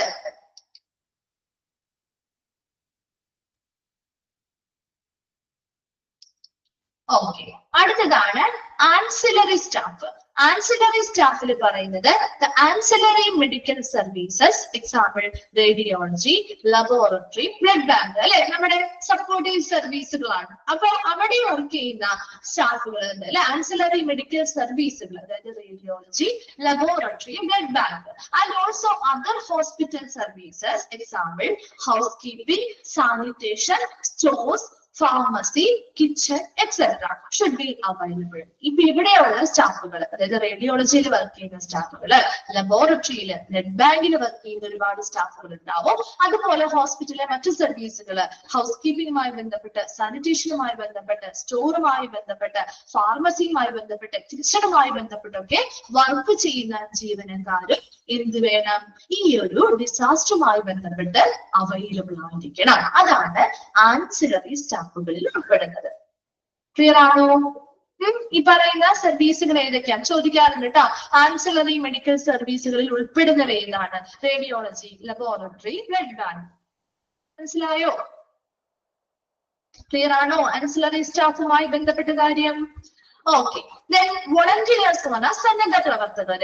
The role which volunteers will assume during the time of a disaster should be predetermined, rehearsed, and coordinated and supervised by the regular senior staff. എന്താ വെച്ചാല് ഇവിടെ ഈ വോളണ്ടിയേഴ്സ് അല്ലെങ്കിൽ സന്നദ്ധ പ്രവർത്തകര്, അപ്പൊ അത് നമ്മുടെ നാട്ടിലുള്ള ആളുകളായിരിക്കാം. ചിലപ്പോൾ എന്തെങ്കിലും പ്രത്യേകമായിട്ടുള്ള കമ്മ്യൂണിറ്റിയിലോ ഫണ്ടുകളിലോ ഉൾപ്പെട്ടിട്ടുള്ള ആളുകള് നമ്മുടെ ഈ പറയുന്ന എന്താണ് ഇതിനു വേണ്ടി തയ്യാറായിട്ടിരിക്കാം. ഇപ്പൊ ഞങ്ങളുടെ നാട്ടിലൊക്കെ നമ്മൾ ആദ്യം പറഞ്ഞിരുന്നില്ലേ, വെള്ളപ്പൊക്കം വന്നിട്ടുണ്ടായിരുന്നു. അപ്പൊ അത് കഴിഞ്ഞ് കഴിഞ്ഞപ്പോ ഒരു പ്രാവശ്യം ഇതുപോലെ വെള്ളപ്പൊക്കം വരുമ്പോഴാണല്ലോ നമ്മൾ ആദ്യമായിട്ട് വരുമ്പോൾ നമുക്ക് ചിലപ്പോൾ അതിനെപ്പറ്റി വലിയ പ്രിപ്പയർ ആകും. പിന്നീട് ഇവർ എന്ത് ചെയ്തു എന്ന് വെച്ചാല് ആ നാട്ടിലുള്ള കുറെ ചെറുപ്പക്കാര്, അതായത് അത്യാവശ്യം നീന്തലോ കാര്യങ്ങളോ ഒക്കെ അറിയാവുന്ന ആളുകളെ വിളിച്ച് കുറച്ചു ദിവസം പരിശീലനം കൊടുത്തു. അതായത് കാരണം നമുക്ക് പിറ്റേ വർഷവും ഈ പറയുന്ന ഒരു വെള്ളപ്പൊക്കം മഴ സമയത്ത് വരാൻ സാധ്യതയുണ്ട് അല്ലെ. അപ്പൊ അവിടെ വരാൻ സാധ്യതയുള്ള അപ്പൊ ഇവരെന്ത് ചെയ്തു എന്ന് വെച്ചാല് അവിടെ സന്നദ്ധ പ്രവർത്തകർ, അതായത് അവർക്ക് താല്പര്യമുള്ള ആളുകളെയാണ് എടുക്കുന്നത്, അല്ലാതെ നിർബന്ധിച്ച് ആരെയും എടുക്കാറില്ല. സന്നദ്ധ പ്രവർത്തകരായിട്ട് വരുന്ന ആളുകളെ, വോളണ്ടിയേഴ്സ് ആയിട്ട് വരാൻ താല്പര്യമുള്ള ആളുകളെ ഒരു ഗ്രൂപ്പായിട്ട് തിരിച്ച്, പല പല ഗ്രൂപ്പുകളായിട്ട് തിരിച്ച് അവർക്ക് ഇതിനുള്ള പരിശീലനം കൊടുത്തു. അപ്പൊ അവർക്ക് എന്താണ്, ആ ഒരു പെട്ടെന്ന് ഒരു ഡിസാസ്റ്റർ, ഇങ്ങനെ ഒരു വെള്ളപ്പൊക്കമോ കാര്യങ്ങളോ വരുന്നുണ്ടെങ്കിൽ അവർക്ക് ആളുകളെ അവിടെ ഓരോ സുരക്ഷിതമായ ഇടങ്ങളിലേക്ക് മാറ്റാനും, അതുപോലെ ഏതൊക്കെ വഴിയിലൂടെയാണ് സുരക്ഷിതമായിട്ട് നമുക്ക് പോകാൻ പറ്റുന്നത്, കാരണം മൊത്തത്തിൽ മുൻകിടക്കാൻ, അപ്പൊ ഏത് വഴിയിലൂടെ സുരക്ഷിതമായിട്ട് നമുക്ക് എത്തിക്കാൻ പറ്റും, അങ്ങനെയുള്ള ഒരുപാട് കാര്യങ്ങളെ കുറിച്ച് അവർ ചർച്ച ചെയ്യുകയും അവർക്ക് പരിശീലനങ്ങൾ കൊടുക്കുകയും അങ്ങനെയുള്ള ഒരുപാട് കാര്യങ്ങൾ അത് വളരെ ട്രെയിൻഡ് ആയിട്ടുള്ള ആളുകളാണ് കൊടുത്തുകൊണ്ടിരുന്നത്. അപ്പൊ ഇവിടെ നമ്മുടെ ഹോസ്പിറ്റലും ഇതേപോലെ തന്നെ വോളണ്ടിയേഴ്സ് ഉണ്ടാവും. അപ്പൊ ഇങ്ങനെ ഒരു ഡിസാസ്റ്റർ വരുമ്പോൾ അതിൻ്റെതായ സന്നദ്ധ പ്രവർത്തകരും നമുക്ക് ആവശ്യമാണ് അല്ലെ. അപ്പൊ അങ്ങനെയുള്ള സന്നദ്ധ പ്രവർത്തകർ എന്ത് ചെയ്യുന്നു, role which volunteers will assume. അപ്പൊ അവർക്ക് കൊടുത്തിരിക്കുന്ന ആ ഒരു റോള് എന്താണ് അവർ ആ ഡിസാസ്റ്ററുമായിട്ട് ബന്ധപ്പെട്ട് ചെയ്യേണ്ടത് during the time of disaster. ആ ഡിസാസ്റ്ററിന്റെ സമയത്ത് അവരെന്ത് ജോലിയാണോ ചെയ്യേണ്ടത്, അല്ലെങ്കിൽ എന്താണോ അവർ ചെയ്യേണ്ടത്, അത് പ്രീ ഡിറ്റർമിൻഡ്, മുൻകൂട്ടി നിശ്ചയിക്കണം. എന്നിട്ട് അതിനനുസരിച്ച് അവർക്ക് പരിശീലനം കൊടുക്കണം, റിഹേഴ്സലുകൾ കൊടുക്കണം. ഒരു പ്രാവശ്യം ചെയ്ത് പരിശീലനം കൊടുത്താൽ പോരാ, ഇടയ്ക്കിടയ്ക്ക് റെഗുലർ ആയിട്ട് സീനിയർ സ്റ്റാഫുകൾ എന്ത് ചെയ്യണം, അത് കൃത്യമായിട്ട് മുൻകൂട്ടി നിശ്ചയിച്ച പ്രകാരം അത് നിർണ്ണയിക്കാം. അവർ ഇന്ന ജോലിയാണ് ചെയ്യേണ്ടത് എന്ന് മുൻകൂട്ടി നിശ്ചയിച്ച് അതിനനുസരിച്ച് അവർക്ക് പരിശീലനങ്ങൾ കൊടുത്ത്, റിഹേഴ്സലുകൾ കൊടുത്ത്, ഏകോപനം നടത്തി കൃത്യമായിട്ട് പതിവായിട്ട് അവർക്ക് ആ ഒരു പരിശീലനങ്ങളിൽ അവരെ സൂപ്പർവൈസ് ചെയ്യുക, അല്ലെങ്കിൽ മേൽനോട്ടം വഹിക്കുകയും വേണം. ക്ലിയർ ആണോ വോളണ്ടിയേഴ്സ്? ഓക്കെ ആണോ? ഓക്കെ, അടുത്തതാണ് reserve staff. Hospital must be identifying physician, nurses and retired hospital workers. Retired hospital workers or who have changed career to work outside of the healthcare services or now work in areas other than direct patient care. Direct patient care. ഇപ്പൊ reserve staff ഉണ്ടാവും, അതായത് ഈ പറയുന്ന എന്തെങ്കിലും ഒരു ഈ പറയുന്ന എല്ലാവരും ഓൾറെഡി സെറ്റ് ആണ് അല്ലെ. അതിൽ എന്തെങ്കിലും കുറവുകൾ വന്നാൽ ചിലപ്പോൾ നമുക്ക് എന്ത് ചെയ്യേണ്ടി വരും, പുറമേ നിന്നുള്ള ആളുകളെയും കൂടി എടുക്കേണ്ടതായിട്ട് വരും. ഇപ്പൊ ചിലപ്പോ ആ ഹോസ്പിറ്റലിലുള്ള ഫിസിഷ്യൻസോ നഴ്സസോ മറ്റ് ആളുകളൊന്നും മതിയാവില്ല. നമ്മൾ കുറച്ച് ആളുകൾ എന്ത് ചെയ്യുന്നു, റിസർവ് ചെയ്ത് വെക്കും. ഇപ്പൊ ഒരാൾ ആർമിയിലുള്ള ഹസ്ബൻഡ് ആണെന്ന് പറഞ്ഞു അല്ലെ, അപ്പൊ നിങ്ങൾക്ക് അറിയാൻ പറ്റുമായിരിക്കും. ഇപ്പൊ നമ്മൾ ഒരു റിട്ടയർഡ് ആയിട്ടുള്ള ആളാണെന്ന് വിചാരിച്ചോട്ടെ, ആർമിയിൽ നിന്ന് റിട്ടയർഡ് ആയി പോകുന്ന വർഷങ്ങളായിട്ടാണ്, നമ്മൾ വേറെ എവിടെയെങ്കിലും ഒക്കെ ജോലി ചെയ്യായിരിക്കും.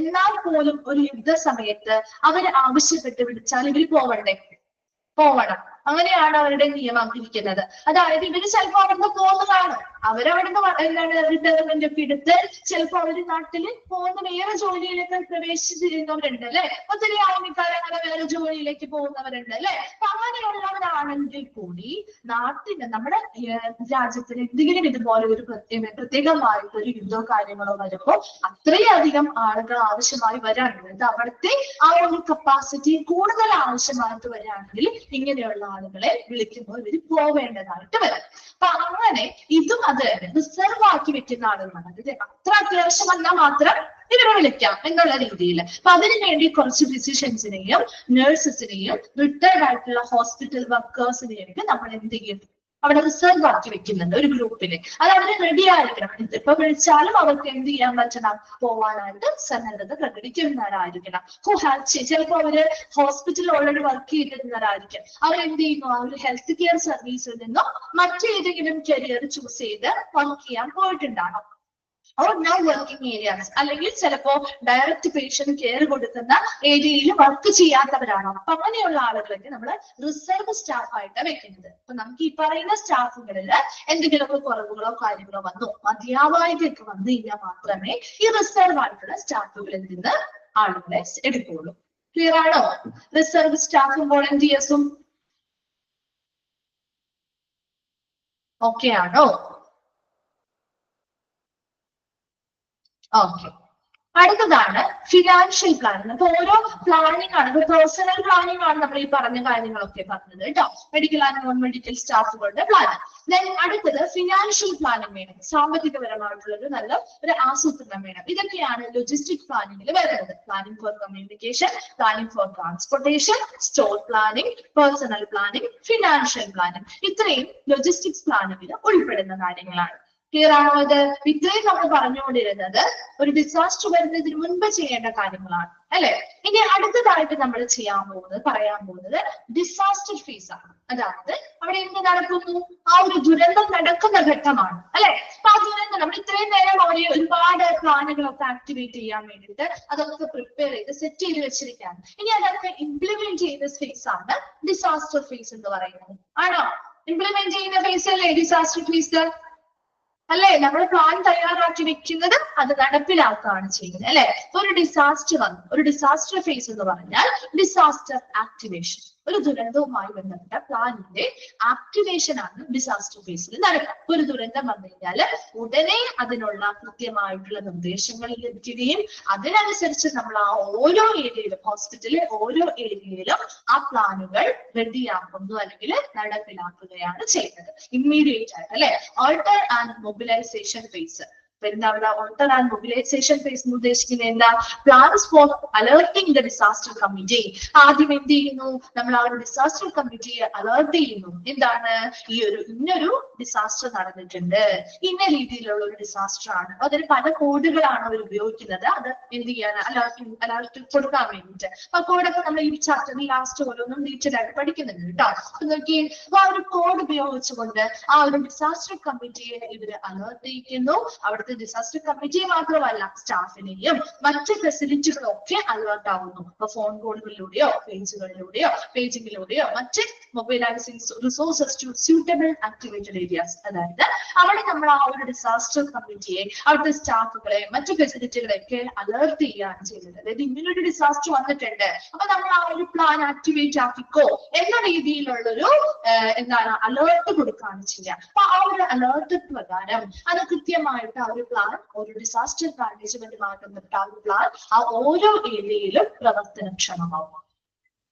And mobilising resources to suitable activated areas. ഇനി എന്ത് ചെയ്യുന്നു, ആവശ്യമായിട്ടുള്ള സാധനങ്ങൾ അല്ലെങ്കിൽ വിഭവങ്ങളൊക്കെ അനുയോജ്യമായിട്ടുള്ള ആക്ടിവേറ്റഡ് ആയിട്ടുള്ള ഇടങ്ങളിൽ ആവശ്യമായി വരികയാണെങ്കിൽ അത് അണിനിരത്താനും ഇതിലൂടെ നമുക്ക് സാധിക്കുന്നുണ്ട്. അപ്പൊ ആവശ്യമായിട്ടുള്ള സാധനങ്ങൾ ഉടനെ തന്നെ ബന്ധപ്പെട്ട ഏരിയാസിലേക്ക് എത്തിച്ചു കൊടുക്കാനും നമുക്ക് ഈ ഒരു disaster activation സാധിക്കും. Then incident commander, an incident commander who must be free to command and coordinate the overall disaster response. ഡിസാസ്റ്ററുമായി ബന്ധപ്പെട്ട ഓവറോൾ ഡിസാസ്റ്റർ റെസ്പോൺസ് മൊത്തത്തിലുള്ള പ്രതികരണങ്ങളെ കോർഡിനേറ്റ് ചെയ്യുക, സഹകരിക്കുകയും അതിനാവശ്യമായ കമാൻഡുകൾ സ്വതന്ത്രമായിട്ട് കമാൻഡുകൾ കൊടുക്കുകയും ഈ പറയുന്ന ഡിസാസ്റ്ററുമായി ബന്ധപ്പെട്ട എല്ലാ പ്രവർത്തനങ്ങളെയും അല്ലെങ്കിൽ പ്രതികരണങ്ങളെയും കോർഡിനേറ്റ് ചെയ്യുകയും ഏകോപിപ്പിക്കുകയും ചെയ്യുന്നത് ആരാണ്? ഈ ഇൻസിഡന്റ് കമാൻഡർ ആണ്. Must be appointed by the hospital administration. Example an emergency department physician with emergency medical services. അതായത് നമ്മളൊരു എമർജൻസി ഡിപ്പാർട്ട്മെന്റിൽ ഒരു ഫിസിഷ്യനെ അപ്പോയിന്റ് ചെയ്യും അല്ലെ, എമർജൻസി മെഡിക്കൽ സർവീസുകൾ കൃത്യമായിട്ട് അവിടുത്തെ പ്രവർത്തനങ്ങൾ നടപ്പിലാക്കാനും ചെയ്യാനും ഒക്കെ വേണ്ടിയിട്ട്. അതുപോലെ തന്നെ ഈ ഹോസ്പിറ്റൽ അഡ്മിനിസ്ട്രേഷൻ എന്ത് ചെയ്യണം? ഈ ഒരു ഡിസാസ്റ്ററുമായി ബന്ധപ്പെട്ട് കൃത്യമായ സ്വതന്ത്രമായ കമാൻഡുകൾ കൊടുക്കാനും കോർഡിനേഷൻ നടത്താനും കഴിവുള്ള, അതിനനുസരിച്ച് സ്വന്തമായിട്ട് അതൊക്കെ ചെയ്യാൻ കഴിവുള്ള പ്രാപ്തിയുള്ള ഒരു വ്യക്തിയെ കണ്ടെത്തുകയും അവരെ ഇൻസിഡന്റ് കമാൻഡറായിട്ട് പ്ലേസ് ചെയ്യുകയും ചെയ്യും. ഇൻസിഡന്റ് സ്റ്റാഫ്, ഈ ഒരു സംഭവവുമായി ബന്ധപ്പെട്ട ഇൻസിഡന്റ് സ്റ്റാഫുകൾ ആരൊക്കെയാണ്? A purpose of the incident staff comprised of command and general staff is to provide the hospital IC with enough manpower. Speed കൂടുതലാണ്. ഓക്കെ, ഇൻസിഡന്റ് കമാൻഡർ എന്താണെന്ന് മനസ്സിലായോ? ഇൻസിഡന്റ് കമാൻഡർ എന്ന് പറഞ്ഞാല് ഈ പറയുന്ന ഡിസാസ്റ്ററുമായി ബന്ധപ്പെട്ട മൊത്തത്തിലുള്ള പ്രതികരണങ്ങൾ കൊടുക്കാൻ, സ്വതന്ത്രമായിട്ട് അതിന് കമാൻഡുകൾ കൊടുക്കാൻ, സ്വതന്ത്രമായിട്ട് അതിനെ കോർഡിനേറ്റ് ചെയ്യാനായിട്ട് കഴിവുള്ള ഒരു വ്യക്തിയാണ്. അവരെ നിയമിക്കുന്നത് ആരാണ്? ഹോസ്പിറ്റൽ അഡ്മിനിസ്ട്രേഷൻ ആണ് അവരെ അപ്പോയിന്റ്മെന്റ് ചെയ്യുന്നത്. അതായത് ഒരു എമർജൻസി ഡിപ്പാർട്ട്മെന്റില് ഫിസിഷ്യൻസിനെ നമ്മൾ ഒരു എമർജൻസി മെഡിക്കൽ സർവീസുകൾക്ക് വേണ്ടിയിട്ട് അപ്പോയിന്റ്മെന്റ് ചെയ്യുന്നത് പോലെ തന്നെ ഇവിടെ ഒരു ഡിസാസ്റ്റർ റെസ്പോൺസിന് വേണ്ടി നമ്മൾ അതിന് കഴിവുള്ള ഒരു വ്യക്തിയെ ഹോസ്പിറ്റൽ അഡ്മിനിസ്ട്രേഷൻ എന്ത് ചെയ്യുന്നു? അപ്പോയിന്റ് ചെയ്യുന്നു. ക്ലിയർ ആണോ? അത് അത്രയും ഭാഗം ഓക്കെ ആണോ? ഡിസാസ്റ്റർ ഫീസിന്റെ ആദ്യത്തെ ഭാഗം ഓക്കെ ആണോ? ഇനി പറയണോ ഒരു ഭാഗം? റിപ്പീറ്റ് ചെയ്യണോ മിസ്സിനിയത്? വേണ്ട. ഓക്കെ, ഇനി അടുത്തത് ഇൻസിഡന്റ് സ്റ്റാഫുമായി ബന്ധപ്പെട്ട കാര്യങ്ങളാണ്. The purpose of the incident staff comprised of command and general staff is to providing the hospital IC with enough manpower to meet all his or her responsibilities in conducting the disaster relief operations. അതായത് ഈ പറയുന്ന incident staff അല്ലെങ്കിൽ ഇവിടെയുള്ള incident സ്റ്റാഫുകളുടെ പ്രധാന purpose അല്ലെങ്കിൽ ഉദ്ദേശം എന്ന് പറയുന്നത്, അതിൽ ആരൊക്കെ വരും? കമാൻഡ് സ്റ്റാഫുകൾ ഉണ്ടാവും, ജനറൽ സ്റ്റാഫുകൾ ഉണ്ടാവും, ഇവരെല്ലാം ഇതിൽ ഉൾപ്പെടുന്ന ആളുകളാണ്. Is to provide the hospital incident command with enough manpower to meet all his or her responsibilities in conducting the disaster relief operation. അതായത് ഈ ഇൻസിഡന്റ് കമാൻഡിന് നൽകുന്ന ഓരോ കമാൻഡുകളും കോർഡിനേഷൻസും നിർദ്ദേശങ്ങളും ഒക്കെ ഉണ്ടാവില്ലേ, അത് കൃത്യമായിട്ട് അവരുടെ ആ ഒരു റെസ്പോൺസിബിലിറ്റി കൃത്യമായിട്ട് നടപ്പിലാക്കുന്നതിന് വേണ്ടിയുള്ള ഒരു മാൻ പവർ ആണ് ഈ പറയുന്ന ഇൻസിഡന്റ് സ്റ്റാഫുകൾ എന്ന് പറയുന്നത്. മനസ്സിലാവുന്നുണ്ടോ? അപ്പൊ ആ ഒരു ഇൻസിഡന്റ് കമാൻഡർ നൽകുന്ന എല്ലാ കമാൻഡുകളും അവരുടെ ആ ഒരു റെസ്പോൺസിബിലിറ്റി ഉണ്ട് അല്ലെ. ഈ പറയുന്ന ഡിസാസ്റ്ററുമായി ബന്ധപ്പെട്ട എല്ലാ പ്രവർത്തനങ്ങളും കൃത്യമായിട്ട് അതിന്റെ റെസ്പോൺസ് കൊടുക്കണം. ആ റെസ്പോൺസ് കൊടുക്കുന്നതിന് വേണ്ടി അല്ലെങ്കിൽ ആ ഒരു റെസ്പോൺസിബിലിറ്റി അവരുടെ പൂർത്തീകരിക്കുന്നതിന് വേണ്ടി, അതായത് ഡിസാസ്റ്റർ റിലീഫ് ഓപ്പറേഷൻ ദുരിതാശ്വാസ പ്രവർത്തനങ്ങളുമായി ബന്ധപ്പെട്ടുള്ളത്, അത് കണ്ടക്ട് ചെയ്യാനായിട്ട് ഒരു സെറ്റ് ഓഫ് മാൻ പവർ ആവശ്യമാണ് ഇല്ലേ? ഒരു കൂട്ടം ആളുകൾ ആവശ്യമാണ് അല്ലെ? ആ ഒരു കമാൻഡ് കൊടുത്താൽ മാത്രം പോരല്ലോ, ആ കമാൻഡ് അനുസരിച്ച് അവിടുത്തെ പ്രവർത്തനങ്ങൾ അല്ലെങ്കിൽ റിലീഫ് ഓപ്പറേഷൻസ് ചെയ്യാൻ വേണ്ടിയിട്ട് ഒരു കൂട്ടം ആളുകൾ വേണ്ടേ? അതാണ് ശരിക്കും ഈ ഇൻസിഡന്റ് സ്റ്റാഫുകളുടെ പ്രധാന ഉദ്ദേശം എന്ന് പറയുന്നത്. ഈ പറയുന്ന കമാൻഡ് കേട്ട് അതിനനുസരിച്ച് അവരെന്ത് ചെയ്യുന്നു? പ്രവർത്തിക്കുന്നു. അതിനു വേണ്ടിയുള്ള ആ ഒരു ഡിസാസ്റ്റർ റിലീഫ് ഓപ്പറേഷൻ അല്ലെങ്കിൽ ദുരിതാശ്വാസ പ്രവർത്തനങ്ങളുമായി ബന്ധപ്പെട്ട ഓരോ കാര്യങ്ങളും കൃത്യമായിട്ട് നിറവേറ്റുന്നതിന് വേണ്ടി ഒരു മാൻ പവർ ഈ പറയുന്ന ഇൻസിഡന്റ് കമാൻഡർക്ക് ആവശ്യമാണ്. അവരുടെ കീഴിൽ ഒരു കൂട്ടം ജോലിക്കാരെങ്കിൽ സ്റ്റാഫുകൾ ആവശ്യമാണ്. ആ സ്റ്റാഫുകളെയാണ് നമ്മൾ എന്ത് പറയുന്നത്? ഇൻസിഡന്റ് സ്റ്റാഫുകൾ എന്ന് പറയുന്നത്. A staff comprising the 7 position most apt for a medium sized disaster planning, logistics, operations, finance, public relation, safety and security, liaison. ഈ പറയുന്ന 7 മീഡിയം ഒരു മീഡിയം സൈസ്ഡ് ഡിസാസ്റ്റർ, അതായത് ഒരുപാട് വലുതുമല്ല ഒരുപാട് ചെറുതുമല്ല, അതായത് ഒരു മീഡിയം സൈസ്ഡ് ഡിസാസ്റ്റർ ആണെങ്കിൽ ഈ പറയുന്ന 7 പൊസിഷനിലായിട്ടാണ് ഈ സ്റ്റാഫുകളെ ഉൾപ്പെടുത്തുക. അതായത് പ്ലാനിങ് ഫേസിൽ സ്റ്റാഫുകൾ വേണ്ടേ? കൃത്യമായിട്ട് ഇത് പ്ലാൻ ചെയ്യാനായിട്ട് സ്റ്റാഫുകൾ വേണ്ടേ? വേണോ? ഈ ഒരു ഡിസാസ്റ്ററുമായി ബന്ധപ്പെട്ട ആസൂത്രണങ്ങൾ നടത്താൻ സ്റ്റാഫുകൾ വേണം. ലോജിസ്റ്റിക്സ് നമ്മൾ നേരത്തെ പറഞ്ഞിരുന്നു, ലോജിസ്റ്റിക് പ്ലാനിങ് എന്തൊക്കെയാണെന്ന്. അതുമായി ബന്ധപ്പെട്ട് ഒരുപാട് സ്റ്റാഫുകൾ വേണം അല്ലെ? അവിടുത്തെ ഓപ്പറേഷൻസ് പ്രവർത്തനങ്ങളുമായി ബന്ധപ്പെട്ട ഒരുപാട് സ്റ്റാഫുകൾ വേണം. വേണ്ടേ? ഫിനാൻസ് സാമ്പത്തികം കൃത്യമായിട്ട് കൈകാര്യം ചെയ്യാനായിട്ട് ഒരുപാട് സ്റ്റാഫുകൾ വേണം. പബ്ലിക് റിലേഷൻസ് അല്ലെന്താണ് ഇൻഫർമേഷൻസ് വ്യക്തമായിട്ട് കമ്മ്യൂണിക്കേഷൻസ് നടത്താനായിട്ട് ഒരുപാട് സ്റ്റാഫുകൾ വേണ്ടി വരും. സേഫ്റ്റി ആൻഡ് സെക്യൂരിറ്റി ഉറപ്പുവരുത്താൻ വേണ്ടിയിട്ട് സ്റ്റാഫുകൾ വേണ്ടി വരും. ലെയേഴ്സ് അല്ലെങ്കിൽ മറ്റുള്ള ഓർഗനൈസേഷൻസുമായിട്ട് അതിനുള്ളിലുള്ള ആളുകളുമായിട്ട് ബന്ധം റിലേഷൻഷിപ്പ് ഉണ്ടാക്കിയെടുക്കാനായിട്ട് ഒരുപാട് സ്റ്റാഫുകൾ വേണ്ടി വരും. ഈ പറയുന്ന 7 പൊസിഷനുകളിലായിട്ടാണ് ഒരു ഡിസാസ്റ്റർ വരുമ്പോൾ ഇവിടെയുള്ള സ്റ്റാഫുകളെ നമ്മൾ ഉൾപ്പെടുത്തുന്നത്. ക്ലിയർ ആണോ? അപ്പൊ ഓരോ സ്റ്റാഫുകളുടെയും അവരുടെ പ്രവർത്തന നിലവാരത്തിനനുസരിച്ച് അവർ ഈ 7 പൊസിഷനുകളിലായിട്ട് എന്ത് ചെയ്യുന്നു? ഉൾപ്പെടുത്തുന്നു. അപ്പൊ നന്നായിട്ട്, അതായത് ഇപ്പൊ ഒരു പ്ലാനിങ് ചെയ്യാൻ അറിയാവുന്ന ആളുകളാണ്, അതിനനുസരിച്ചുള്ള കഴിവുകളുള്ളവരാണെങ്കിൽ അവരെ അതിലായിരിക്കും ഉൾപ്പെടുത്തുക അല്ലെ? ലോജിസ്റ്റിക്സ് പറയുമ്പോൾ ഇപ്പൊ നമ്മുടെ മെഡിക്കൽ പരമായിട്ടുള്ള ആളുകൾ ഉണ്ടാവും, അതുപോലെ തന്നെ നോൺ മെഡിക്കൽ ആയിട്ടുള്ള ആളുകൾ സ്റ്റാഫുകളെ നമ്മൾ ഉൾപ്പെടുത്താറുണ്ട്. ദെൻ ഓപ്പറേഷൻസ് പ്രവർത്തനവുമായി ബന്ധപ്പെട്ട് വരുമ്പോൾ നമ്മുടെ ഡോക്ടേഴ്സ്, നഴ്സസ് അവരൊക്കെയാണ് കൂടുതലും പ്രവർത്തിക്കുന്നവർ അല്ലെ? അവിടെ ഒരു ഡിസാസ്റ്റർ വന്നാൽ അതിന് കൂടുതൽ ഇപ്പൊ ട്രീറ്റ്മെന്റുമായി ബന്ധപ്പെട്ട കാര്യങ്ങളൊക്കെ കൊടുക്കുന്നവരല്ലേ? അപ്പൊ അവരെ ആ ഒരു പൊസിഷനിൽ പ്ലേസ് ചെയ്യും. ഫിനാൻസുമായി ബന്ധപ്പെട്ട് വരുമ്പോ നമുക്ക് ഈ പറയുന്ന ഡോക്ടറെ കൊണ്ടുപോയി അതിലിട്ടാല് എന്തെങ്കിലും കാര്യം നടക്കോ? ഇല്ല. അക്കൗണ്ട്സുമായി ബന്ധപ്പെട്ട് ഒരുപാട് ആളുകൾ ഹോസ്പിറ്റലിൽ ഉണ്ടാവും അല്ലെ? നേരിട്ട് പേഷ്യന്റ് കെയർ ഒന്നും കൊടുക്കാത്ത നോൺ പേഷ്യന്റ് കെയർ ഏരിയാസിൽ വർക്ക് ചെയ്യുന്ന ആളുകളില്ലേ? ഒരുപാട് പേര്. അവിടെ നമ്മൾ അങ്ങനെയുള്ള ഏരിയയിൽ ഇടുന്നു. അപ്പൊ ഓരോരുത്തരുടെയും കഴിവുകൾ അനുസരിച്ച്, ഓരോരുത്തരുടെയും അവരുടേതായ നോളജും കാര്യങ്ങളും അനുസരിച്ച് അവരെന്ത് ചെയ്യുന്നു? ഈ പറയുന്ന 7 പൊസിഷനുകളിലായിട്ടാണ് പ്ലേസ് ചെയ്യുന്നത് അല്ലെങ്കിൽ ഉൾപ്പെടുത്തുന്നത്. അപ്പൊ അവരിലൂടെ ഈ പറയുന്ന ഇൻസിഡന്റ് കമാൻഡർക്ക് കൃത്യമായ കമാൻഡുകൾ കൊടുത്ത് ഓരോ ഓപ്പറേഷൻസും നടത്താവുന്നതാണ്. ക്ലിയർ ആണോ?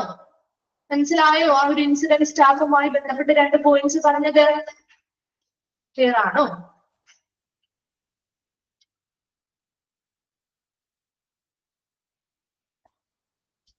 ഓക്കെ. അടുത്തത്, when disaster strikes, activities in hospital, authorized individual are called to declare a doctor major. അതായത് ഇപ്പൊ ഒരു ഡിസാസ്റ്റർ നടന്നു, നടന്നാണ്. Activities in the hospital, authorised individuals are called to declare a doctor major. അപ്പൊ അവിടെ ഹോസ്പിറ്റലിലെ പ്രവർത്തനങ്ങൾ എന്ത് ചെയ്യണം? നടപ്പിലാക്കണം അല്ലെ? ആക്ടിവേറ്റ് ആക്കണം. ഹോസ്പിറ്റലിൽ ഒരു ഡിസാസ്റ്റർ സംഭവിച്ചാൽ ഉടനെ തന്നെ ആ ഒരു ഡിസാസ്റ്ററുമായി ബന്ധപ്പെട്ട് ആ ഹോസ്പിറ്റലിലെ പ്രവർത്തനങ്ങൾ എന്ത് ചെയ്യണം? ആക്ടിവേറ്റഡ് ആക്കണം അല്ലെ? അങ്ങനെ ആക്ടിവേറ്റഡ് ആക്കുന്നതിന് വേണ്ടി ആരാണ് അതിനുള്ള നിർദ്ദേശം കൊടുക്കുന്നത്? ഓതറൈസ്ഡ് ഇൻഡിവിജ്വൽസ്, അതായത് അംഗീകൃതമായിട്ടുള്ള വ്യക്തികളുണ്ട്. is are going to declare Dr. Major എന്ന് അവർ എന്ത് ചെയ്യുന്നു? ഡിക്ലെയർ ചെയ്യും അല്ലെങ്കിൽ പ്രഖ്യാപിക്കും. എങ്ങനെയാണ് അവരുടെ പ്രഖ്യാപനം നടക്കുക? The CEO or medical director or nursing director or senior physician implements the disaster plan. Police and fire department are informed. നീ എന്ത് ചെയ്യുന്നു? ഇവിടെ ഓതറൈസ്ഡ് ഇൻഡിവിജ്വൽസ് അല്ലെങ്കിൽ അംഗീകൃതപ്പെട്ട ആളുകൾ എന്ന് പറയുന്നത് CEO ആവാം, മെഡിക്കൽ ഡയറക്ടർ ആവാം, നഴ്സിംഗ് ഡയറക്ടർ ആവാം, അല്ലെങ്കിൽ സീനിയർ ഫിസിഷ്യൻ ആയിരിക്കാം. ഇവരാണ് ആ ഒരു ഡിസാസ്റ്റർ പ്ലാൻ ഇംപ്ലിമെന്റ് ചെയ്യുന്നത് അല്ലെങ്കിൽ നടപ്പിലാക്കുന്നത്. ഇവരാണ് എന്ത് ചെയ്യുന്നത്? ഇവരാണ് അംഗീകൃതമായിട്ടുള്ള ആളുകൾ. അവരാണ് ഈ പൊതുവായിട്ട് ഇത് പ്രഖ്യാപിക്കുന്നത്. ഒരു ഡോക്ടർ മേജർ എന്ന് പറഞ്ഞാൽ ശരിക്കും ഒരു എമർജൻസി സിറ്റുവേഷൻ ആണ്. ഒരു ഡിസാസ്റ്ററുമായി ബന്ധപ്പെട്ട് ഒരു എമർജൻസി സിറ്റുവേഷൻ, ഇത് ശരിക്കും ഒരു കോഡല്ല, മറിച്ച് അവരുടെ ഇടയിൽ ഉപയോഗിക്കുന്നത് സ്ലാങ് ആണ്. ഇതൊരു ഡോക്ടർ മേജർ എന്ന് പറഞ്ഞാൽ അവർ ഉദ്ദേശിക്കുന്നത് ഒരു എമർജൻസി സിറ്റുവേഷൻ വന്നിരിക്കുന്നു, അതിനനുസരിച്ച് നമ്മൾ അവിടെ പ്ലാൻ ആക്ടിവേറ്റഡ് ആക്കാനായിട്ട് അല്ലെങ്കിൽ നടപ്പിലാക്കാനായിട്ടുള്ള ഒരു സമയം ഇതാണ് എന്ന് പ്രഖ്യാപിക്കുകയാണ് അവിടെ ചെയ്യുന്നത്. ചെയ്യുന്നത് അംഗീകൃതമായിട്ടുള്ള വ്യക്തികളാണ് അത് ചെയ്യുന്നത്. ഒന്നില്ലെങ്കിൽ CEO ആവാം, അല്ലെങ്കിൽ മെഡിക്കൽ ഡയറക്ടർ ആവാം, നഴ്സിംഗ് ഡയറക്ടർ ആവാം, അല്ലെങ്കിൽ സീനിയർ ഫിസിഷ്യൻ ആവാം. ഇവരെന്ത് ചെയ്യുന്നു, ആ ഒരു ഡോക്ടർ മേജർ എന്ന് പറയുന്ന ഒരു പ്രഖ്യാപനം നടത്തി കഴിഞ്ഞാൽ ഉടനെ തന്നെ അവർ ആ ഒരു ഡിസാസ്റ്റർ പ്ലാൻ അവിടെ നടപ്പിലാക്കും, ആക്ടിവേറ്റ് ആക്കും. ആ ഡിസാസ്റ്റർ പ്ലാനുകൾ അവിടെ ആക്ടിവേറ്റഡ് ആക്കുന്നു. അതുപോലെ തന്നെ അതോടൊപ്പം തന്നെ പോലീസിനെയും ഫയർ ഡിപ്പാർട്ട്മെന്റുകളെയും ഇൻഫർമേഷൻസും കൊടുക്കും. The telephone operator announces. അതിനുശേഷം ഈ ടെലിഫോൺ ഓപ്പറേറ്റർ എന്ത് ചെയ്യണം, ഇപ്പൊ അവിടെയുള്ള ആ ഒരു ഈ പറയുന്ന അംഗീകൃതമായിട്ടുള്ള വ്യക്തികൾ മാത്രം അറിഞ്ഞാൽ പോലെ അല്ലെ, ആ ഹോസ്പിറ്റലിലുള്ള മറ്റെല്ലാവരും അറിയണ്ടേ ഇങ്ങനെ ഒരു എമർജൻസി സിറ്റുവേഷൻ ഡിസാസ്റ്റർ വന്നിട്ടുണ്ട് എന്നറിയണ്ടേ. അതിനുവേണ്ടി ടെലിഫോൺ ഓപ്പറേറ്റർ എന്ത് ചെയ്യുന്നു, announces doctor major 3 times every 30 seconds for period of 3 minutes.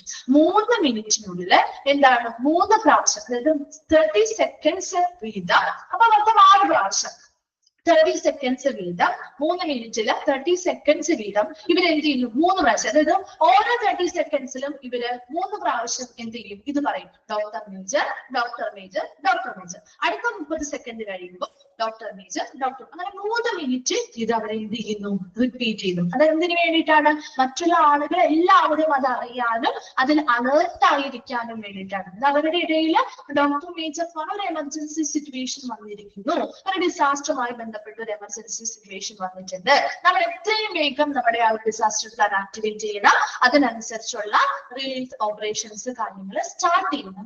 ആ ഒരു സൂചനയാണ് ഇതിലൂടെ കൊടുക്കുന്നത്. അതിനുവേണ്ടി 3 മിനിറ്റ് എടുത്തിട്ട് 30 സെക്കൻഡുകൾ കഴിയുമ്പോൾ ഓരോ 30 സെക്കൻഡിലും 3 പ്രാവശ്യം ഇത് എന്ത് ചെയ്യും, റിപ്പീറ്റ് ചെയ്യും doctor major, doctor major, doctor major. അത് കഴിഞ്ഞ് അടുത്ത 30 സെക്കൻഡ് വരുമ്പോൾ ഇത് തന്നെ 3 പ്രാവശ്യം റിപ്പീറ്റ് ചെയ്യും. അങ്ങനെ 3 മിനിറ്റ് കണ്ടിന്യൂ ചെയ്യും.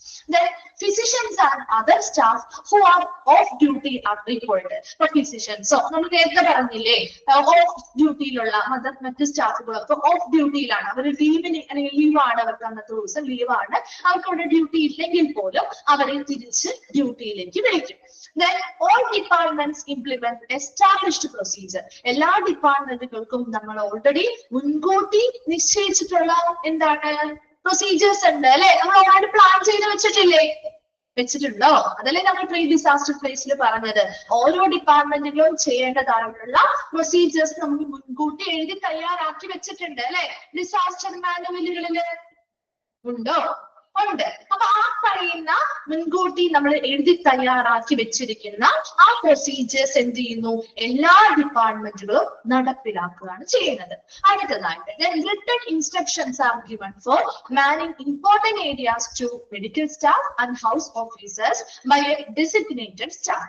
അതായത് written instructions, രേഖാമൂലമുള്ള നിർദ്ദേശങ്ങൾ ആർക്ക് കൊടുക്കുന്നു, മാനിങ് ഇമ്പോർട്ടന്റ് ഏരിയാസ്, അതായത് ഇപ്പോ സർജറി ചെയ്യുന്ന ഏരിയ ആവാം, ജനറൽ മെഡിസിൻസുമായി ബന്ധപ്പെട്ട ഇമ്പോർട്ടന്റ് ഏരിയാസ് ആവാം, അവിടെയുള്ള മെഡിക്കൽ സ്റ്റാഫുകൾക്കാവാം, പീഡിയാട്രിക്സ്, എമർജൻസി സർവീസുകൾ കൊടുക്കുന്ന മറ്റ് ഏരിയാസ്, അങ്ങനെയുള്ള ഇമ്പോർട്ടന്റ് ആയിട്ടുള്ള ഏരിയാസിലുള്ള മെഡിക്കൽ സ്റ്റാഫുകൾക്കും ആ ഏരിയാസിലുള്ള ആളുകൾക്കും, അതുപോലെ ഹൗസ് ഓഫീസേഴ്സ് എന്ന് പറഞ്ഞാൽ നമ്മുടെ MBBS ഒക്കെ കഴിഞ്ഞ് ട്രെയിനിങ് പരിശീലനം, അതായത് ഹൗസ് സർജൻസി ഒക്കെ ചെയ്യുന്ന ഡോക്ടേഴ്സ് ഇല്ലേ, അവർ പ്രാക്ടീസ് ചെയ്തുകൊണ്ടിരിക്കുന്ന ഡോക്ടേഴ്സ്, അങ്ങനെയുള്ള ഡോക്ടേഴ്സ് ബൈ ഡെസിഗ്നേറ്റഡ് സ്റ്റാഫ്, ഒരു നിർദ്ദിഷ്ടമായിട്ടുള്ള ഒരു ഡെസിഗ്നേറ്റഡ് നിശ്ചയിച്ചിട്ടുള്ള ഒരു സ്റ്റാഫ് ഇവർക്കും കൃത്യമായിട്ടുള്ള റിട്ടേൺ ഇൻഫർമേഷൻസ് പ്രൊവൈഡ് ചെയ്യുന്നത്. ഈ ഒരു ഡിസാസ്റ്റർ വന്നിട്ടുണ്ട്, അതുമായി ബന്ധപ്പെട്ട ഒരു എമർജൻസി സിറ്റുവേഷൻ ആക്ടിവേറ്റ് ചെയ്തിട്ടുണ്ട് എന്നുള്ള റിട്ടേൺ ഇൻസ്ട്രക്ഷൻസ് ഇവർക്കും കൊടുക്കും.